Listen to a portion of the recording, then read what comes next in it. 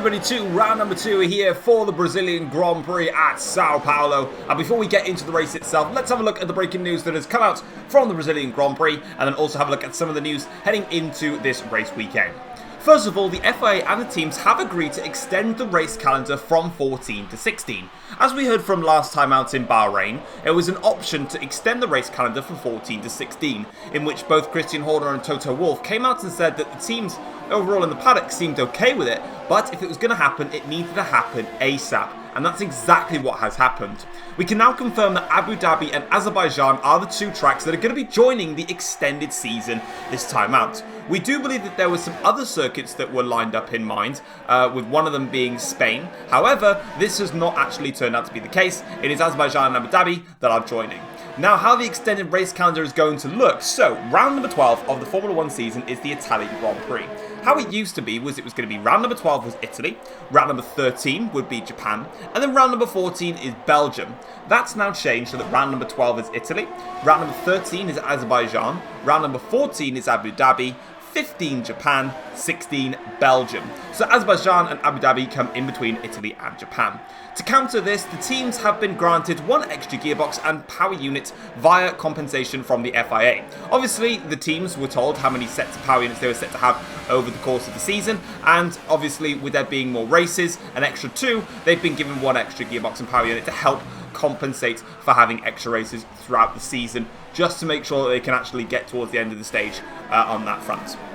Having a look though at the race news then for the Brazilian Grand Prix, first things first, there's some bad news coming out of Red Bull, and that's that their qualifying pace is a real worry. With the Brazilian Grand Prix being a very high speed circuit, albeit with the altitude sort of helping on that front, still on that case though, it is causing them some issues. On the straights, they are just nowhere to be seen in terms of pace. In the middle sector, they just don't seem to be gaining enough time to counter their first and third sector dramas. Ferrari's brand new upgrades have shot them right to the top of the timesheets in practice and on their qualifying simulation runs. Ferrari were absolutely nowhere in Bahrain and lost all of the performance they found in testing. They seem to have fixed that problem. They believe that there was an issue with their new rear wing that they bought. They brought in a rear wing to head into the Bahrain Grand Prix, as well as a different type of power unit spec. They didn't work. They've reverted back to their old rear wing format and their old power unit spec format, with a couple of changes to their barge boards as well, and it's working a treat, and Ferrari say they've got their direction spot on and they're going to crack on with it.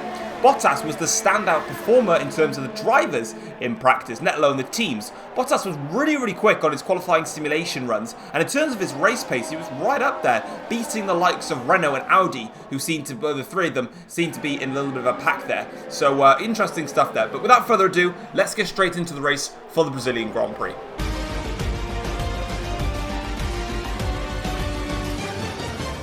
Yo, what's going on guys, it is Fox098 here and welcome back to a brand new episode of the F1 Journey for you guys today here on the channel. Today we're here for round number 2, the Brazilian Grand Prix, and hopefully we can have a great episode. First of all though, if you do enjoy today's video, feel free to drop a like on the video. If we can get this video up to 50 likes, that'd be absolutely amazing. I'm going to start trying to set some targets now for some likes and stuff here on the channel, just to try and see and just get that extra support from you guys. If we can hit 50, that'd be absolutely amazing. And obviously, if you haven't subscribed yet to the channel, be sure to click that subscribe button, because there's 56% of you that watch this video, or watch my videos, that are not subscribed. So go subscribe. But without further ado, let's get straight into qualifying then. As you would have seen from the race news, we were having issues in qualifying, and that was definitely the case. I really just could not get myself anywhere near the front teams. In the middle sector, we were pretty decent, you know, about 10th or 2 maybe faster, but we're at least a second down in the other 2 sectors, and overall, it just doesn't account to anything. On my last lap here, this is where I gave absolutely everything, and I'm 6/10 up on my best lap, and I only managed to get P10 in qualifying. It really just did not work out, unfortunately. And I thought, you know what, 6/10, that's a lot, and I was a second down on the fastest before. And that wasn't really the case. But as you can see, we ended up only 6/10, or 6.5 off of pole position. But everyone else was just that much faster. Fernando Alonso, though, gets pole position for Ferrari. The 2 Mercedes cars line up alongside, and then it is Charles Leclerc and the other Ferrari, followed by Sam, the 2 Renaults, my teammate Vettel out-qualifying me, Lewis Hamilton, and then myself. I think Vettel's actually out-qualified me in the first 2 races so far, which is interesting. He's obviously certainly better at qualifying than I am at this stage with Red Bull. But anyway, we've got what looks to be a dark and gloomy Brazilian Grand Prix. 5 red lights. There is some rain that is going to come along the way as well. And it is lights out. Away we go here to start the Brazilian Grand Prix. Decent start for Fernando Alonso. Also for Reese as well in there. We're going to go to the inside line though. And automatically, the inside line is going to give you a beautiful run down the inside there. But now, as you can see, the bit of contact there. 2 Renault cars going side by side, making contact. Ocon with Ricciardo had to take evasive action there. Vettel now trying to get into the act here and try and overtake me as we now, as you can see, Fernando Alonso leads the Grand Prix. Reese in second. Russell and Leclerc fighting it out for 3rd place. We're now going side by side with Vettel, and we get past Sebastian Vettel. Nico Rosberg also passes my teammate in the process there, and Ocon stays behind Daniel Ricciardo. But Renault, for the first time this season, making a little bit of contact there between each other, which is definitely not what Cyril Beetle would want to see. Meanwhile, though, as we look at the front of the pack, though, Fernando Alonso and Reese already breaking away here as DRS is enabled. Lap 3 of this Grand Prix. Reese now is getting a great slipstream here on Fernando Alonso. He goes to the inside line versus Fernando, goes towards the inside line, making an attack now on the Spaniards, and he just about gets the position done there, but Alonso holds it around the outside. This is what we've really wanted to see. The man with all the experience, Fernando Alonso, versus the young man that's come into Formula 1, Reese, and Fernando Alonso holds on and takes the position as George Russell fights off Charles Leclerc. Leclerc with a slight lockup in towards turn 4, but Russell is just about holding on to this P3 here. As you can see now, he's just trying his hardest, and he gets the position done. Charles Leclerc loses out as Sam right on the back of him, but once again now, here comes Reese for your second attack now. Let's see if we can try and get Alonso again. This time, looks a little bit further ahead than Fernando Alonso and breezes past the Ferrari driver in towards turn 1, and he can gain that position. Great stuff from Reese. Lap 4 of the Grand Prix though, and we're still sitting in P8. You know, we're not making any progress up the field, but the rest of the cars then are having a great ordeal. As one of the cars has spun there in the background, and we've gone into the back of Ocon. Lost our front wing end plate. Disaster for us in this race. Safety car's out. Oh, and we've got a 5-second stop-go penalty as well, just to add to the commiserations of all of that. That's absolutely fantastic. Well, that just turned my race completely upside down. So what was looking alright, it's just gone complete to pot. Let's have a look at what happened then. So here's Russell now, fighting alongside with Charles Leclerc. He seems to just... Oh, we got a whack from Charles Leclerc, and that causes Russell to spin. That then causes the domino effect of everybody having to brake and slow down for the incident. And of course, that means that, well, I actually wasn't able to react fast enough. I was just carrying my normal speed through the corner. I saw the spin, but I didn't think anyone would brake because, well, he was off the circuit. But clearly they did. Unfortunately, that's my end plate off. So we need to change that and get a new front wing. Also, we do have a 5-second stop-go penalty for going into the back of Ocon as well, which is just really, really harsh and frustrating. But I ran into the back of him, so what can you say about it? Obviously, this is going to cause some even bigger problems. You cannot serve a 5-second stop-go penalty under a safety car or a virtual safety car because, in effect, you're not getting penalised for it, especially under a full-course safety car. Sure, I can lose an extra 5 seconds in my pit stop, but still, I'm going to catch the back of the field anyway. So, yeah, the only advantage I've got is that I've lost my front wing, but I can at least get to the back of the field. So it means now, as we get racing, I've just got to go absolutely ham on this right now because I've got to stop again in this race because it's going to rain as well. And I've got a 5-second time penalty coming my way. So let's see what we can do then. Let's get our foot down and go for some attacks then. Let's go first of all, Lewis Hamilton and George Russell fighting each other in towards turn 1. Let's get past the pair of them. Job done. 2 overtakes already out of the way. Next up, Williams' car. I believe it's Lando Norris, if I'm correct in saying. We've got a bit of defending to do first because here comes George Russell. Going to come back at us now down on the straight here. That Mercedes much faster in the straight line than my Red Bull. And now as we go in towards turn 4, we have secured that overtake and we are back on with our attack now. George Russell once again though trying to have a little look, see if he can try and find his way past my Red Bull. Of course, like I said, he's got the straight line speed, but we can just try and carry a little bit more extra cornering speed than he can. But we're going to go for that Williams car. I had a little look to see if I could try and do a double dive bomb there against Fernando Alonso as well. Wasn't quite close enough to get him. Also, George Russell there capitalising and getting past the Williams car as well, just like I did. This time, though, I'll go for a double dive bomb. Fernando Alonso and the other Williams car dispatched out of my way. Up to 14th place. Next up, Carlos Sainz in the Ford. Let's see if we can try and pass him into the last corner. Have a little look in towards the last corner. Not going to work, though. I was actually not really... I was never committed to that attack. And I probably should have stopped and Gus just tucked in behind. I would have been much closer to Sainz because he's put me on the back foot here versus Nick De Vries now in the Williams car. Again, that Williams still, it's absolutely dog-awfully slow, but it's not exactly slow in a straight line. And that Williams car is going to come at me now in towards the first corner, but we can just brake later. We've just got more confidence in the Red Bull and the braking, and especially through cornering. Now we can try and refocus our attack back onto Carlos Sainz and allow my rivals Fernando Alonso and George Russell to get stuck in all of this traffic. Meanwhile, look at the mini-map. Look at the gap that Reese has got out front. He has absolutely blitzed off into the distance here. And we really need to get our foot down now because Reese has got a hold on this Grand Prix. As now we try and make our move versus Carlos Sainz. We're now going to go through in towards this middle sector. This is where I can just carry a lot more speed versus these cars, especially when they're behind each other, all backing up in a domino effect braking style. That's Carlos Sainz out the way. I believe we're up into P13 now. Next up is Nico Hulkenberg, I want to say, in the Jaguar. We're going to get past him. Lovely jubbly. Thank you very much. Down the inside of Hulkenberg. Next up is the other Jaguar of Lucas Weber, who is in P11. Up to P12 now already. We're making great gains. And as you can see, look, critically, all of my overtakes are being done in the middle sector. Whilst the cars are all bunched up with each other, they're braking a little bit earlier per corner in the middle sector, because as you can see primarily from this clip right here, you can see I'm not catching Weber. I'm in high engine modes. I could go into overtake mode, sure, but I'm not catching the cars in front. I just don't have the straight line speed when they're all in the turbulent air of each other. I can't do it. So tactically, I can just keep as close as I possibly can to these cars in front and just nip them down the inside. I've just got more confidence under braking, and I'm just, to be honest, it was that. And also at this point, I was a bit irate that I'm losing out so badly. The race had just gone complete to pot. So I was just trying to do everything I could to recover in this Grand Prix. And that's exactly what we're going to do. And as you can see, look, in the middle sector, we're just so much faster than my rivals. There's Lucas Weber. Goodbye, Lucas Weber. Down the inside, a little bit of a barge there. But, you know, you got to do what you got to do. You've got to get a bit of wheel banging in Formula 1. Otherwise, it's just doesn't make it as exciting, you know. And also Devin Butler, thank you very much. That's down the inside of him. A very, very aggressive driver in Formula 2. Not so much in Formula 1. Next up is Pascal Wehrlein in the Porsche car there as we get a beautiful set of screen freeze through there. God, I miss F1 2018 screen freezes. Further on, skip a lap later though, onto lap 11 of the Grand Prix. We're now fighting against Pascal Wehrlein. You can see though, a lot of cars are starting to come into the pits. Remember, under the safety car, not every single car pitted for a new set of tyres. It was only those that really had damage on their cars. One or two did stop, i.e. Fernando Alonso. However, not everyone else did, as we get the back end sliding a little bit there. So we need to just try and pickpocket our way through the field. They're all on super soft tyres. They're all doing the two-stop strategy. Our two-stop strategy, however, just means that we're extending this soft tyre stint by quite some distance. And then this time, we do commit ourselves to a final corner attack.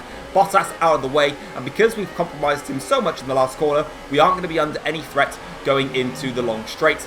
Finally now we've got Pierre Gasly to attack in the fourth here for the battle for the race lead now, because the rest of the teams and drivers have all made their stops now, and there is Gasly, like I said, just doesn't have the confidence and speed and the braking. Go down the inside of Pierre Gasly, but on that occasion, just a little bit too deep there. Gasly says, thank you very much, Tom. You went in too deep. I'm going to take the race lead back off of you again. And that was a little bit cheeky from me. Now we're going to go down the inside, frighten Gasly off, and back up the inside again. That time around, I didn't outbrake myself, and we're able to continue on our way and make further gains up into the race lead now of this Brazilian Grand Prix. And as you can see, here is Valtteri Bottas though on that same lap, trying to find his way past the Ford there of Gasly. Will he find his way? No. Gasly, great defensive work there from the Ford car. Again, you can see that Valtteri now is going to use the DRS this time around. He might get a run, but Gasly still is in DRS range of me, so it's not all fair and square for Bottas, but he's actually locked up a little bit there, and that's going to allow Pascal Wehrlein now to get on the act here. Bottas now under pressure for Pascal Wehrlein. The two go side by side now up towards the middle sector. Who's going to come out on top here? Bottas looks like he's going to come out on top. Pascal Wehrlein looks like he's lost out on the position, but Pascal stays in there, actually stays in the fight. And now as they go through towards the middle sector, the two of them side by side and carrying this on all the way through as Pascal Wehrlein now and Bottas really going for this one here. Obviously Audi and Porsche, such a great midfield rivalry that these two teams have got going on. They just want to try and beat each other, and there's some floating tyre rims because this game is broken. And as we fly through, they're still going side by side, these two. They're really going for this one now, and as they go up onto the straight to complete a full lap, of going side by side. This is absolutely epic racing between the Audi and the Porsche drivers of Valtteri Bottas and Pascal Wehrlein. Pascal doesn't have DRS though on this straight. He was a little bit ahead going into the first corner. Bottas though, even with that, still can't commit to a full done overtake versus Pascal Wehrlein. This time though, Pascal does manage to hold on and he finally gets the position there. But it's not done yet because here comes Valtteri Bottas for a second attack now on Pascal Wehrlein in towards turn 4. Bottas though goes down the inside. Pascal though, he's going to hold it around the outside, but they're still going side by side. They just don't want to give in. No one's wants to come out on top here. No one, they're just giving each other perfect amounts of racing room. Bottas though with the move around the outside, later on the brakes. Pascal's still holding on in there. They're still side by side. This is absolutely sensational stuff here between Valtteri Bottas, Pascal Wehrlein, Audi versus Porsche. You cannot separate them. They carry on now through towards the final sector here. And again, it's going to be another drag race on the straight between these two drivers. Fernando Alonso is caught up to the back of this now. So is the McLaren of Sam. So here come the front runners now to fight off against these midfield drivers. And again, now they're going to try and go for an attack. And finally, the attack has been broken up between Valtteri Bottas and Pascal Wehrlein because Valtteri Bottas has come into the pits. Unfortunately for Pascal Wehrlein, he still has Audis to defend because as we're scrolling through the cameras here with Fernando Alonso, through goes the Porsche of, or the Audi of Butler was trying to get on the act, but the Porsche car was not letting that happen, and now it's going to be 3 wide in towards turn 4, and there we go. Pascal Wehrlein manages to finally outwit the two Audi cars, and here we go again now. This time Reese is on the back of the McLaren of Lewis Hamilton, so I was mistaken. It wasn't Sam that was closing up on this pack, so Sam's a long way down the order then. He's not here, he's not in the screen actually in the shots, so it's Hamilton that's the one that's leading the charge. Alonso though, critically, getting stuck behind those two drivers. Reese meanwhile is getting on with it. That McLaren is no slouch of a car, and Reese is doing a great job round the outside of turn 3. DRS is going to be active for both cars here as they go up towards turn 4. Reese though, did you see try and brake a little bit later? In fact, he's on the super soft tyres. That's going to be why he's a lot faster and can get the job done. There he is, goes through and he's up ahead of Lewis Hamilton and secures the overtake there versus Fernando Alonso. And meanwhile, speaking of making charges at the field, Reese is absolutely flying as he now makes an attack on Fernando Alonso for second place of the race now, as all the cars have now pitted and got out of their ways. And as you can see now, Reese then getting a great run versus Fernando Alonso. Alonso will have DRS. Reese looks like he's really turned the engine mode up to the max here, and now as they go in towards turn 4, Reese overtakes Fernando Alonso and takes second place of the race, as Lewis Hamilton is under pressure from Charles Leclerc, and Charles is just a little bit closer on this lap now. Looked like he was going into the pits there, but he's not coming into the pits. Alonso pits for his second stop of the race. Pascal Wehrlein also made a stop later on in that stint as well. I think he made that stop. Oh no, he made a stop earlier. Leclerc, though, also gets his job done. Lewis Hamilton. And Hamilton actually lost some time there. So Charles Leclerc missing out as Vettel, my teammate there. Oh, look, we've got Porsche cars fighting each other. What a shock. As Sam has overtaken one of the Renault cars. So speaking of Sam, here he is then. He's got DRS now as well versus the Renault of Ocon, I believe that is. Yeah, it's Ocon. And George Russell's in there as well. So Sam having a little bit of an active adventure there as his teammate is carrying him. At this stage of the race, as Russell now has a little look to try and find his way past Esteban Ocon. Side by side go the two drivers now. Through they go, and it looks like Ocon is going to take the position, but no, Russell is going to hold this one around the outside, break a little bit later than the Renault car, swoop around the outside, takes the inside then for the next corner. Are we going to have a repeat of the Audi versus Porsche drama? I think we truly am. This is great stuff then. So Ocon now is going to take the inside line versus George Russell, but Russell again will carry the speed. The Mercedes is just a better packaged car, but the Renault car will not give up versus Mercedes here. And as they go in towards the second to last, or the last corner here, they're going to go side by side, and we're going to get another drag race down the back straight then, and let's see who can get this one done. Sam meanwhile is going to be able to pull away from this, but who's going to get DRS then as they go onto the straight? It's none of them. They were side by side, literally couldn't separate them for the DRS detection zone. None of them's got DRS. It's just straight engine powered. As you can see, it's really good for both of them, but Russell just about gets the position on Esteban Ocon, but Ocon will get the slipstream mind, so let's bear that in mind. Ocon will come back George Russell. He's got DRS as well, and towards turn 4, that looks like it's Ocon's overtake done and dusted. got the position. Great fighting between the pair of them. Awesome stuff. Now we've got Sam making an inroads on Nico Rosberg. After the two of Russell and Ocon got into a bit of scrap, that allowed Sam to be released and just carry on with his race. He now goes down the inside of Nico Rosberg in the Porsche car there, and he submits that overtake. In fact, he's not quite done yet, though. Here they go, around the outside in towards the center S's, the exit of that now, and Nico Rosberg will get DRS to come back at Sam once again. Rosberg takes the position, and Sam, well, he's actually going to have to wait a little bit longer, and that's not going to help him out, as Ocon is going to come back at these two later on. In fact, it's George Russell is coming back at them. Lap 20 of the Grand Prix now, and we're going to be coming in for our second stop. We've got a 7.1 second lead over Reese, and that's a legitimate 7.1 second lead there as well. We're not actually, they're not actually that far, they're that far behind. But that's going to get reduced by 5 seconds because as we make our second pit stop, as you'll see from my crew, we have to serve the 5-second stop-go penalty for our collision with Ocon. So getting through the traffic in the middle stint much faster than the rest of the field has really put me in a great position here to win this Brazilian Grand Prix. We are in fine form and we're leading the Grand Prix, a net race lead as well in this race, albeit our gap is only going to be 2.1 seconds, and Reese, can I just bear in mind as well, the gap which you saw there was 7 seconds. When Reese got past all of the traffic, it was 11 seconds. Reese has already gained 4 seconds on me in that stint, and he only had about 2 or 3 laps to do it.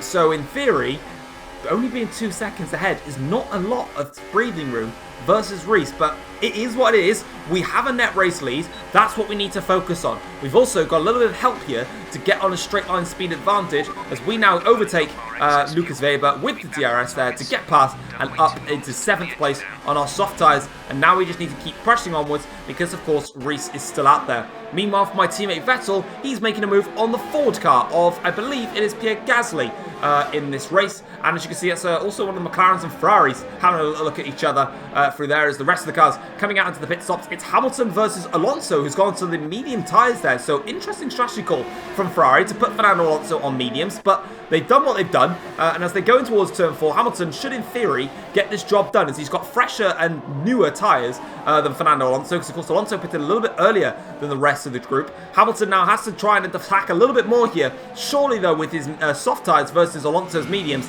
he should be able to get this job done. And as we can see now, going through this middle sector, Hamilton this time around, oh no, they're going to stay side by side. I thought Hamilton had the job done. Now he has the job done. Hamilton stays in front of Fernando Alonso for the time being. But as you can see, Hamilton now is pulling a little bit away from Alonso. Alonso, though, dropping down the order. Those medium tyres are not doing him any justice, as now my teammate Sebastian Vettel wants in on the act. And speaking of Vettel, or Alonso actually, he's lost out to the other car there in the background. Now, meanwhile, we've got Devon Butler here, who's now under attack from, no, it's Bottas, sorry, he's under attack from Hamilton, and he loses out to Daniel Ricciardo. Lap 25 of the Grand Prix though, we've only just come in for our second stop, and the rain has come down, but it literally, after one lap, just automatically just went straight for intermediate conditions. So we need to pit now for a third time, get some intermediate tyres on, and you can see, look at the gap there between myself, Reese and Leclerc. We are right up against each other, really close between the top 3 teams and drivers, and you can see us all there, very close indeed, and everyone is now scampering in to get some intermediates on, as it is now that time, apart from one of the Porsche cars there, who's decided it's not time for intermediates and has to stay out for another lap longer. Is that Pascal Wehrlein or is it Rosberg as they come along? I can't actually see that. That is, I think that's Nico Rosberg in the other Porsche car there. I can't quite tell. Now I can. Yeah, that's Nico Rosberg. Well, that's unfortunate for him. He's going to lose out on lots of time. And we're going to go down the inside into turn 4, make the overtake stick, and just get on with our Grand Prix and leave him for dust. And yeah, it was Nico Rosberg. And hopefully it takes Reese a little bit of time. That provides me with a bit of a gap, which is exactly what I needed, because Reese is really closing up on me now in this race. And it was very difficult to maintain my gap versus him.